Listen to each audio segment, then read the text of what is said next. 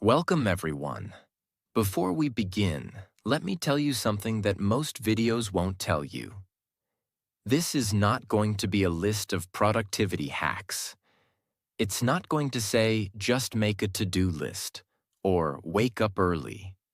And no, this won't be another boring motivational speech that sounds good, but changes nothing. This is going to be different. Because this isn't just about procrastination. It's about your future. It's about the version of you that you've been delaying for years. It's about the dream you've been putting off. The goal you always say you'll start tomorrow. The life you know you're meant to live, but still haven't stepped into. If you're tired of watching your days disappear one by one, if you're tired of lying to yourself with, "I'll do it later," if you're tired of feeling guilty, behind, lazy, stuck, unmotivated, then this video is for you. Because procrastination isn't just some bad habit. It's a silent thief, stealing your time, your growth, your confidence, and eventually, your life. And the worst part? Most people will never even realize it until it's too late. That's why this video is important. Because this isn't just about being more productive. This is about taking back control of your time, your habits, your potential, and your identity. Today, I'm going to walk you through the 10 most powerful truths that will finally break the chains of procrastination. Each truth is raw, emotional, and real. Each step is based on what actually works, not what sounds nice. You'll not only understand why you procrastinate, you'll know exactly how to stop. You'll learn how to move, even when you don't feel like it. You'll learn how to build discipline, even when motivation is gone. And most importantly, you'll learn how to become the person who doesn't just talk about dreams, but actually builds them. If you're serious about changing your life, not just watching videos, but actually doing something, then stay with me until the end. Because by the time we're done, procrastination won't feel like just a habit anymore. It'll feel like something you refuse to live with ever again. This isn't just a powerful video. It's also a secret weapon for your English. You're not just learning life-changing lessons.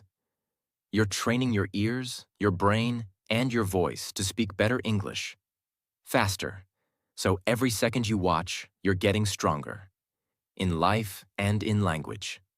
Let's begin. Step 1. Stop waiting for motivation. Create a system. Let's destroy the biggest lie first.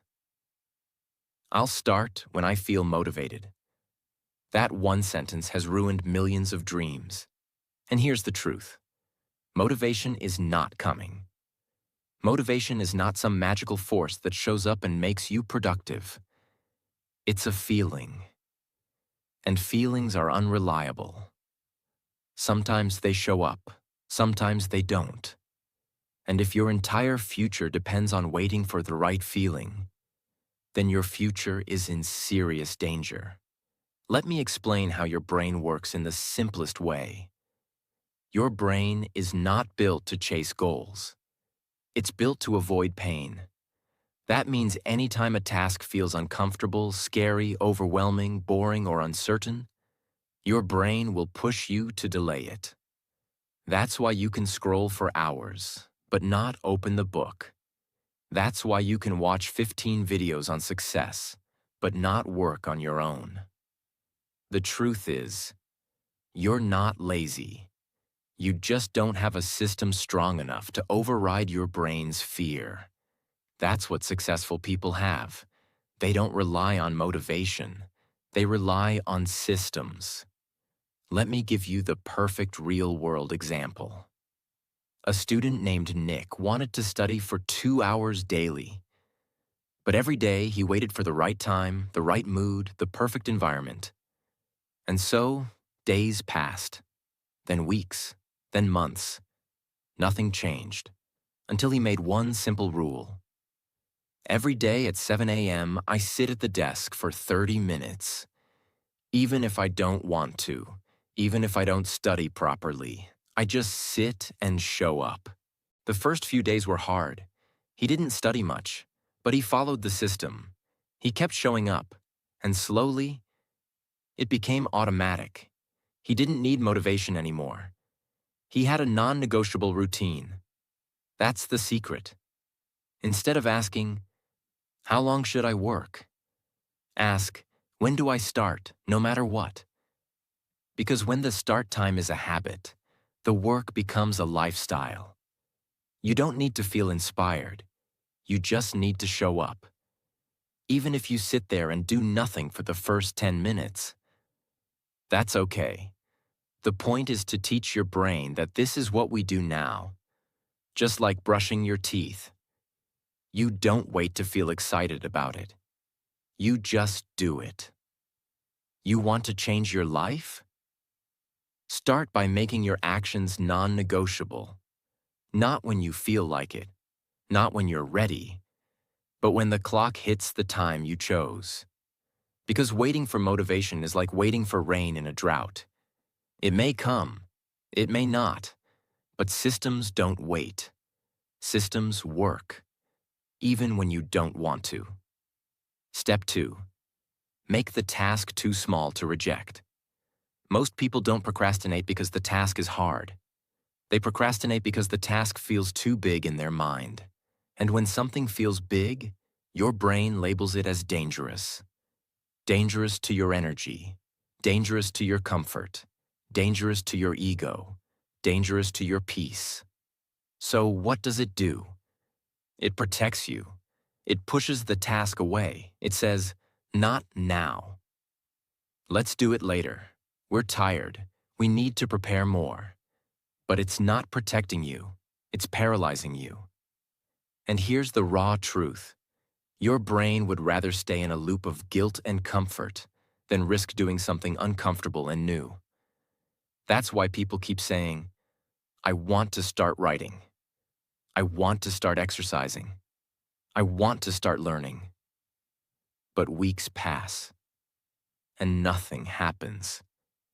Because the goal is too big, and the brain keeps resisting. So how do you break this loop? You don't fight the resistance directly. You make the task so small that your brain has nothing to fight. Not small, and ridiculously small. So small it feels almost stupid. Because that's when your brain lets you in. Let's say your goal is to write an article. Your brain panics. That's too much. It'll take hours. You're not ready. But what if your only task is, open the document and write one sentence? That's it. Just one sentence. Now your brain goes, "Oh, that's easy, fine." And once you start, something magical happens. You keep going. Because movement creates momentum, and momentum kills procrastination. Let me give you a powerful, real-world truth here. Some of the most successful authors, coders, and creators in the world don't wait for huge sessions of 5 or 6 hours.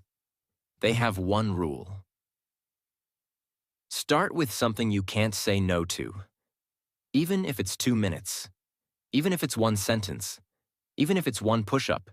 Even if it's opening the page, reading one line, and closing it. Because the goal is not to finish. The goal is to start, without resistance. Over time, these silly little actions grow into full-blown focus sessions. But you'll never get there if you keep expecting yourself to climb the whole mountain before lacing your shoes. So here's what you do now. Break your task into the smallest possible first step. Make it so small it feels almost pointless.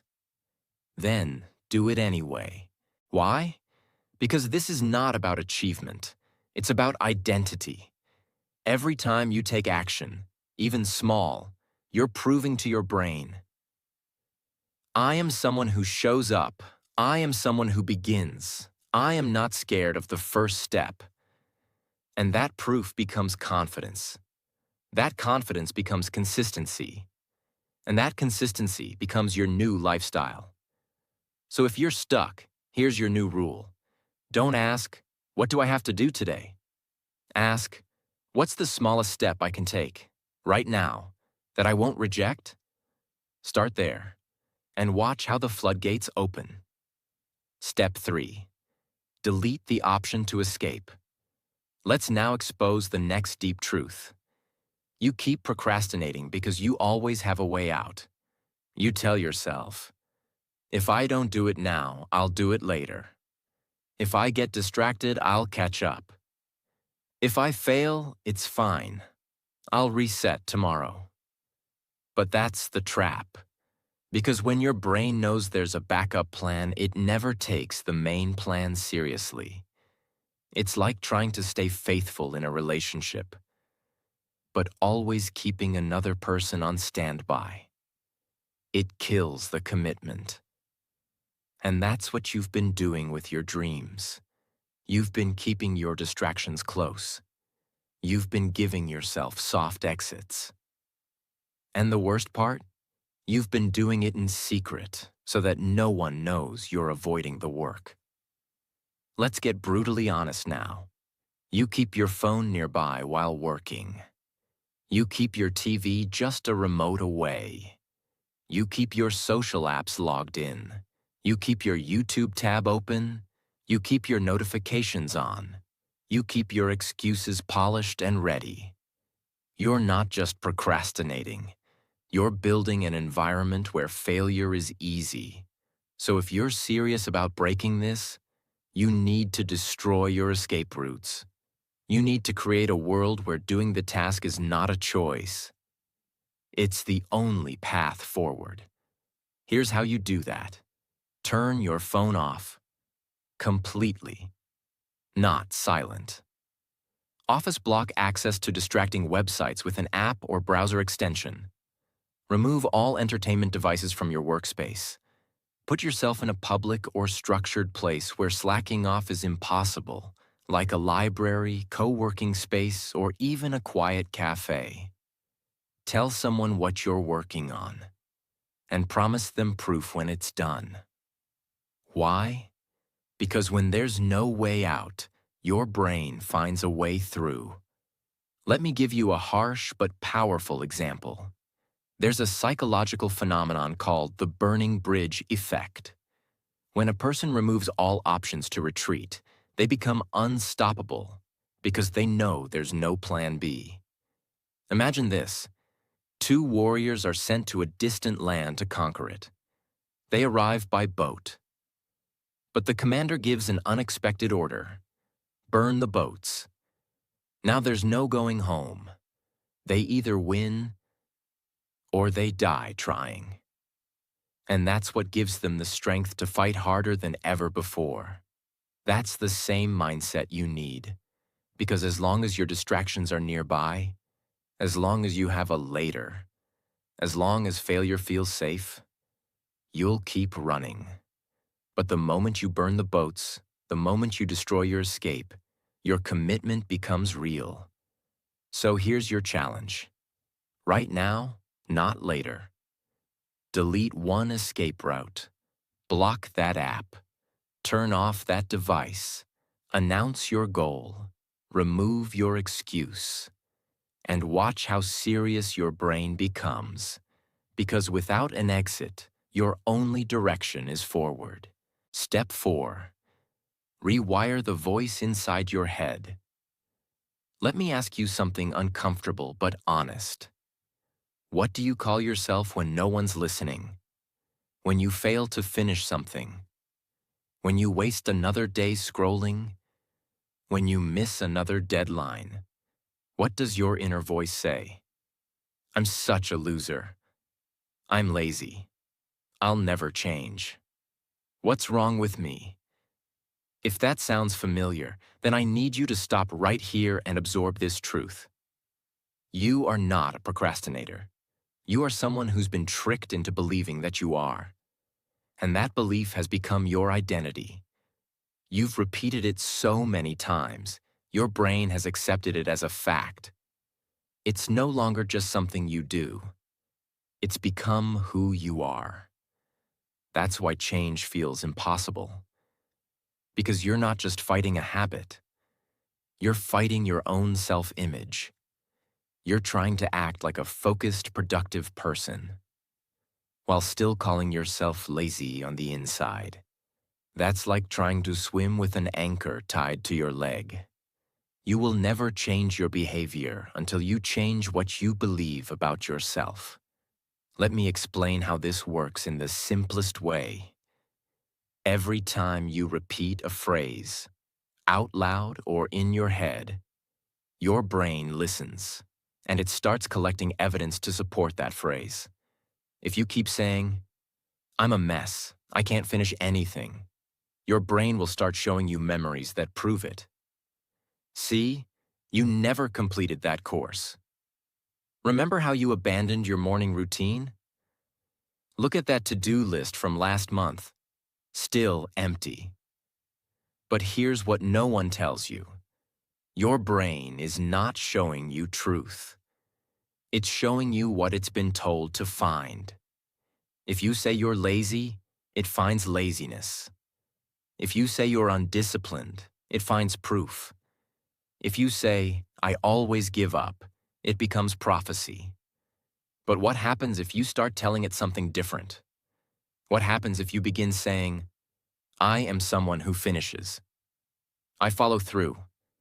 I may move slow, but I move. I take action, even when I don't feel like it. I no longer identify as a procrastinator." At first, it feels like a lie. It feels fake. You won't believe it. Your brain will scream, "That's not true." But you say it anyway. You say it every day. You write it down. You speak it into mirrors. You repeat it before working. You whisper it before sleeping. And slowly, your brain starts to shift, because repetition creates belief. Belief creates identity. And identity creates behavior. You don't rise to your goals. You fall to your identity. If your identity is, "I always quit," you will always quit. But if your identity becomes, "I keep showing up," even on bad days, even when it's hard, even when no one claps, then guess what? You win. Not because you became perfect, but because you stopped letting your past control your label. So here's your next action. Every time you catch yourself saying something self-destructive, stop. Interrupt the pattern. Say out loud, "That's not who I am anymore." Then speak a new truth, one that you want to live into, even if you don't believe it yet. Because if you say it enough, you will become it. That's how you rewire procrastination from the inside out. Not just through behavior, but through identity. Step 5. Let discomfort become your normal. Here is one of the most painful, powerful truths you'll ever hear. You don't fear the task. You fear the feeling that comes with it. It's not the email you're avoiding. It's the anxiety it triggers. It's not the gym. It's the soreness, the effort, the embarrassment. It's not the homework. It's the mental friction of starting. It's not the writing. It's the voice saying it won't be good enough. In short, you procrastinate to escape discomfort. And it makes sense, because your brain is built for survival, not success. And survival means avoid what feels uncomfortable. But here's where things get dangerous.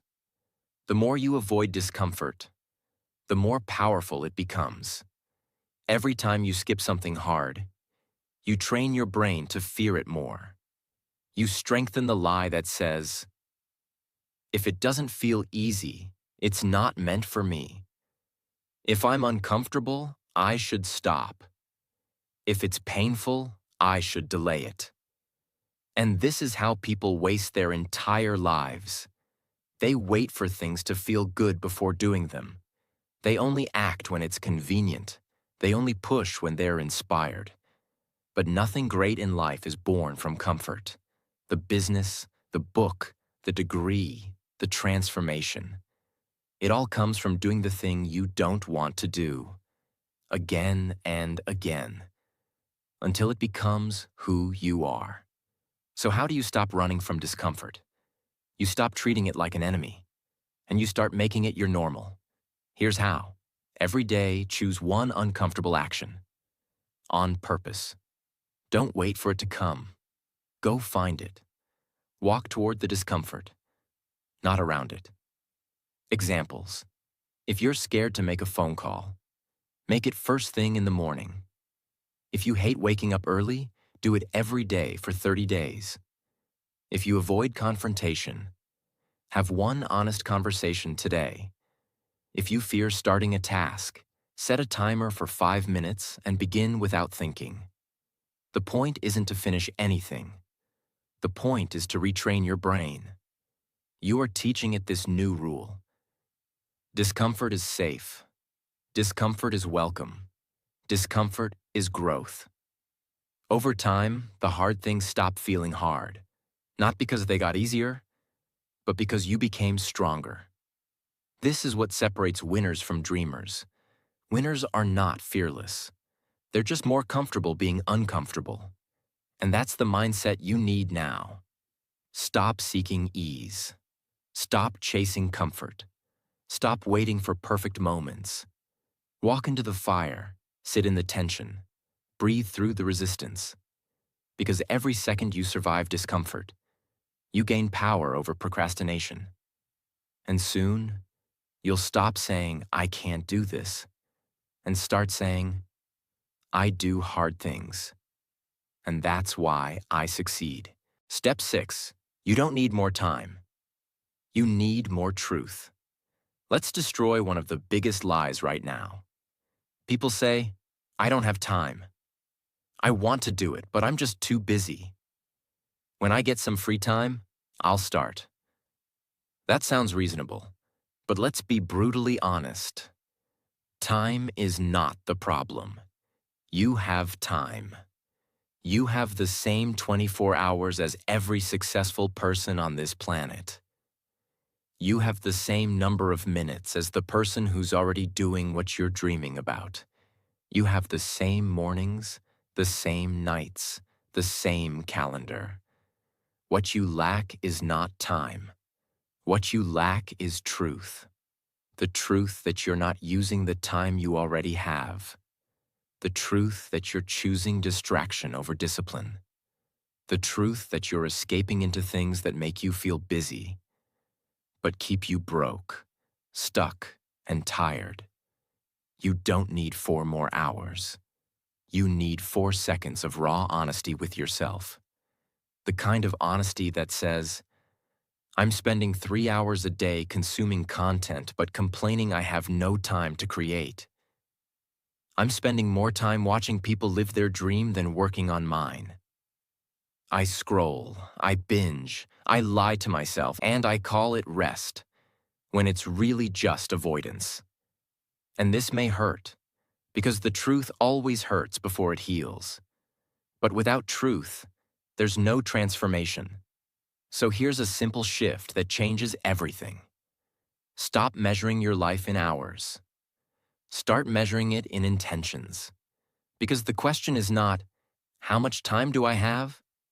The question is, "What am I doing with the time I have that actually moves my life forward?" You don't need perfect circumstances. You don't need a day off. You don't need a quiet house, an empty inbox, or a break from reality. You need to take the 10 minutes you do have and use them to make something better than another excuse.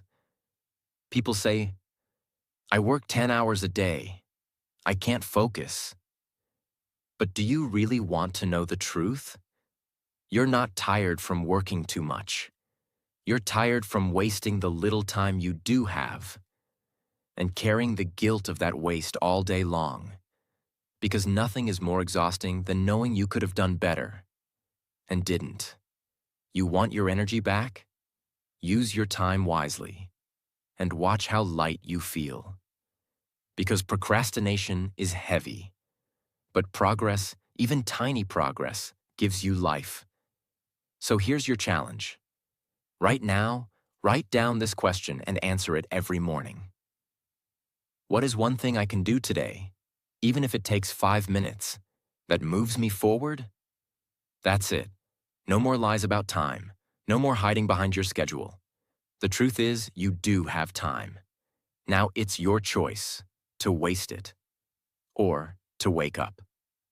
Step 7. Action first. Feeling second. One of the biggest reasons you procrastinate is because you've been trained to believe a dangerous lie. I have to feel like it before I can do it. You believe you need inspiration before writing. You believe you need confidence before speaking. You believe you need motivation before moving. But here's the truth that will change your life. Feelings don't come first. Action comes first. And this is the trap. If you wait for the feeling to come before taking the action, you might never move. Not today, not tomorrow, not ever. Why? Because your brain always favors comfort, and comfort rarely feels like effort. So your feelings will tell you to stay in bed, to scroll a little longer, to start tomorrow, to do something easier first. But you cannot build your future based on how you feel, because feelings are like weather. They change constantly. They're unreliable. They're unstable. But your dreams, they need consistency. They need structure. They need movement, especially when you feel nothing. Let's go deeper.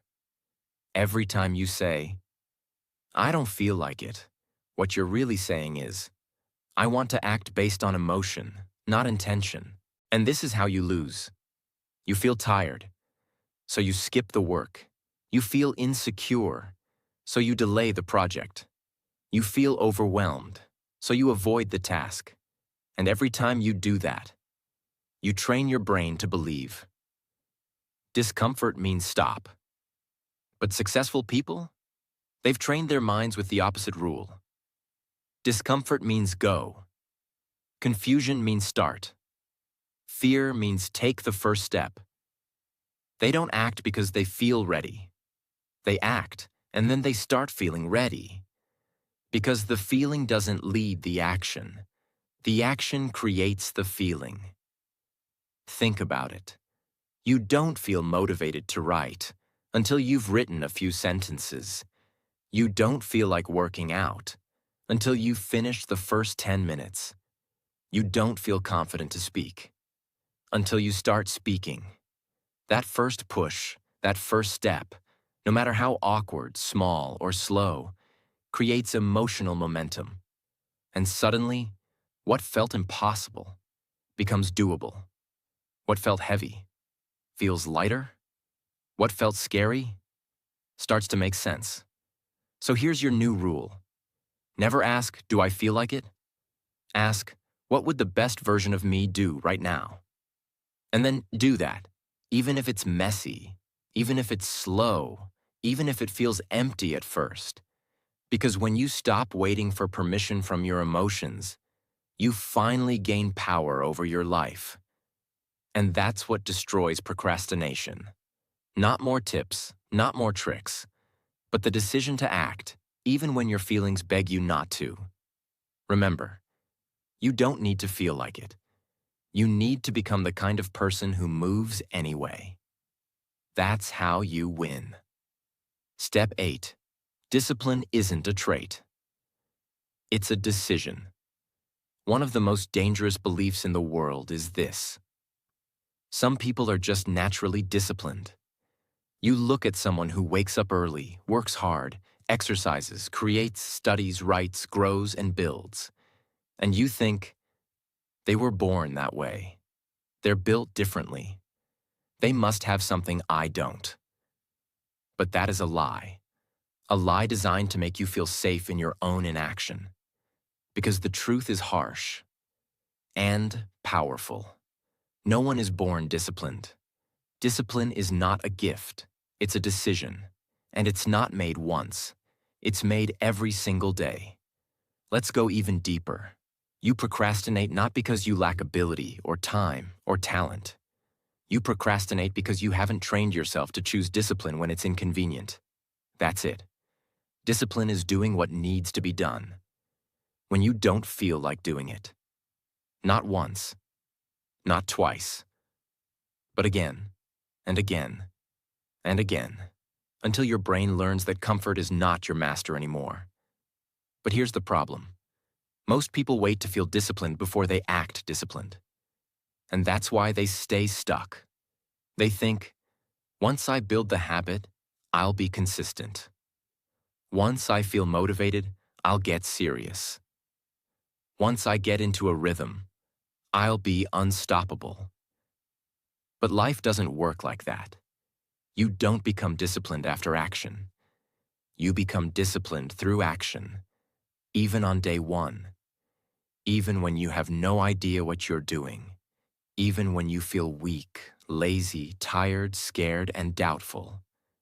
That's when discipline matters most. And here's something people rarely say out loud. Discipline feels boring.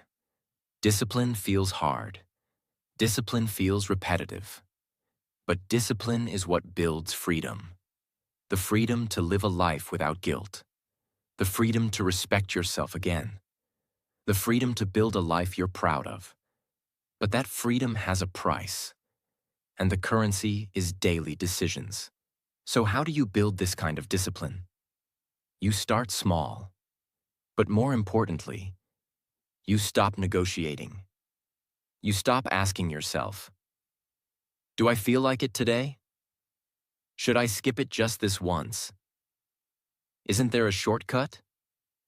You make your plan, and then you follow it like it's law. You don't wait for clarity. You create it. You don't wait for energy. You show up without it. You don't wait to feel strong.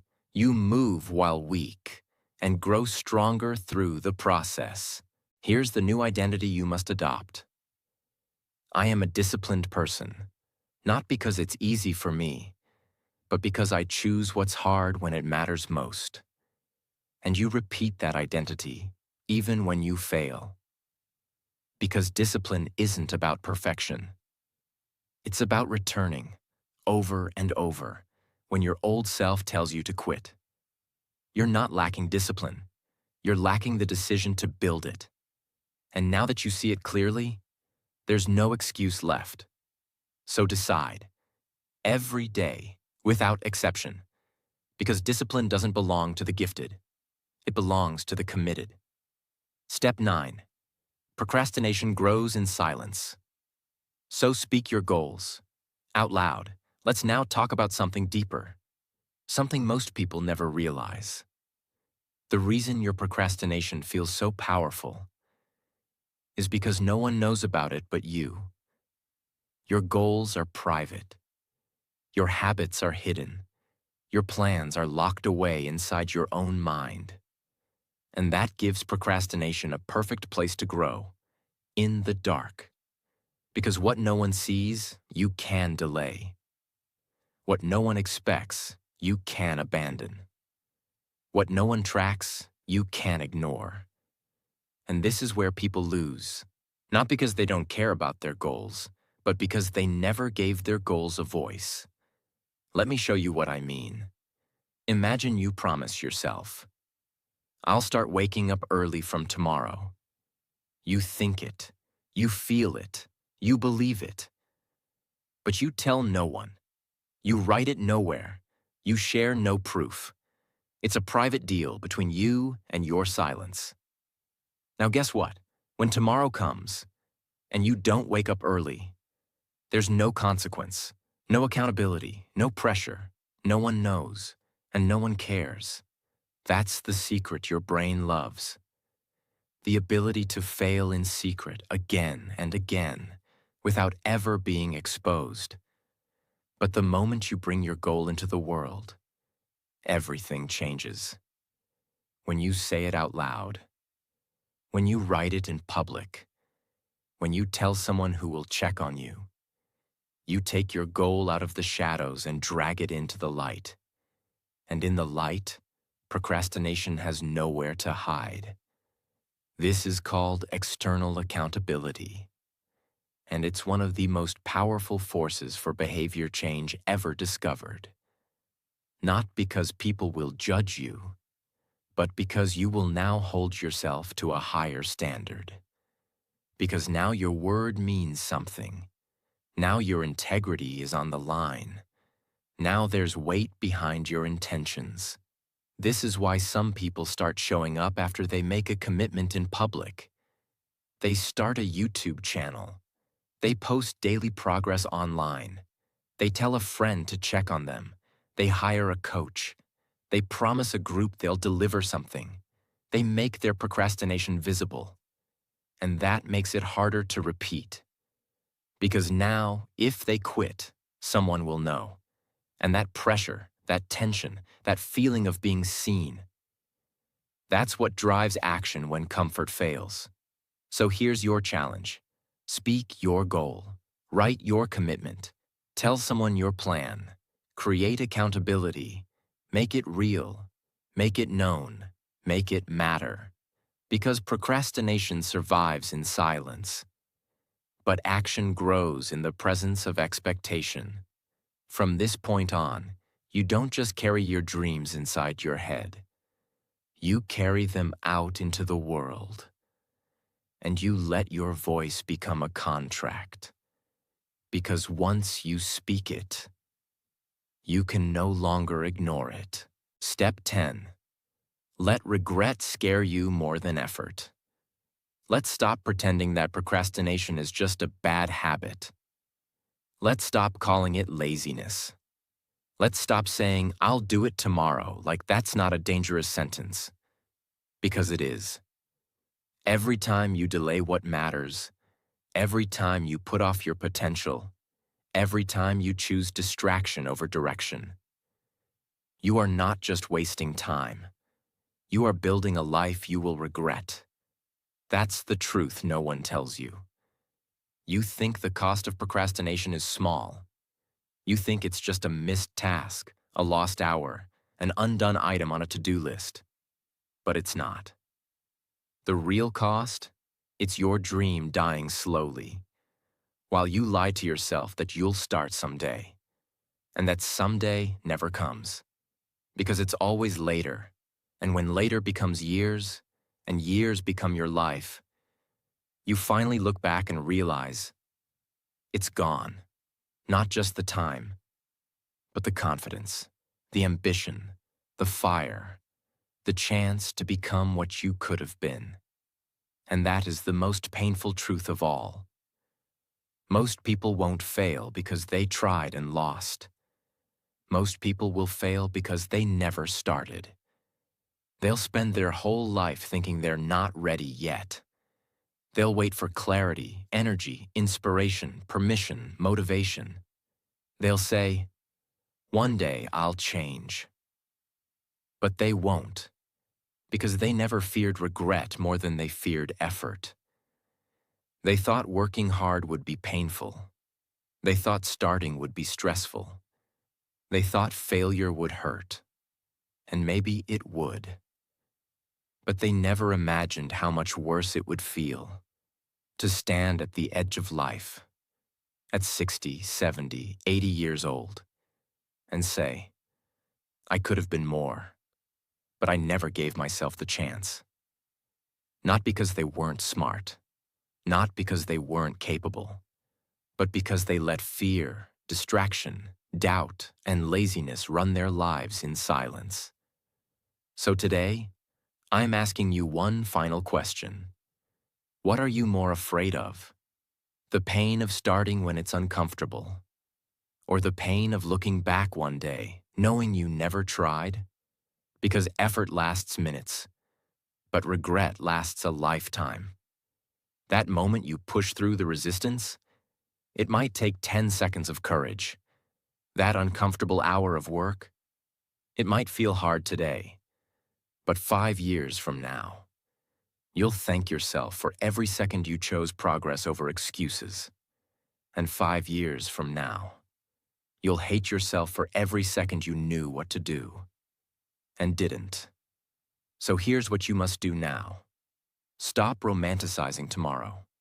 Start fearing regret more than discomfort. Start remembering that the life you want is not given. It is built. And that the builder is you. Not someday. Not maybe. Not later. You. Because time will not wait. Life will not slow down. And your potential is not infinite. You get one life. And the tragedy isn't that it ends. The tragedy is that most people never live it fully. Because they kept pressing later. Until there was nothing left to press. You don't need more advice. You don't need more time. You don't need more plans. You need one thing. A decision. To stop betraying your future. To stop waiting for the perfect moment. To stop carrying the guilt of potential unused. The clock is running. And now, so must you. You've heard every step, not tips, not tricks, not hacks, but real, raw truths about why you've been stuck and how to finally move. This wasn't just a video. It was a reset. It was a mirror. It was the voice that no one else has been honest enough to say to you. You are not lazy.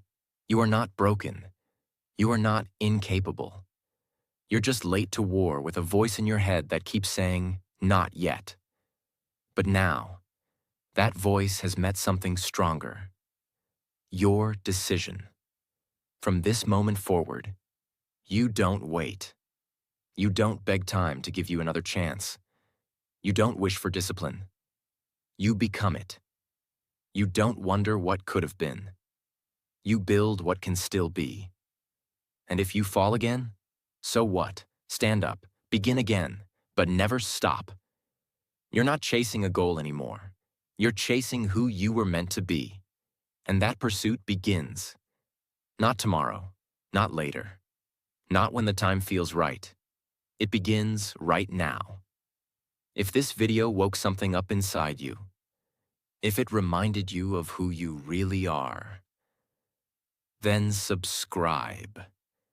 Because we're not here to scroll through life. We're here to rise. We're here to change. We're here to win. God bless you.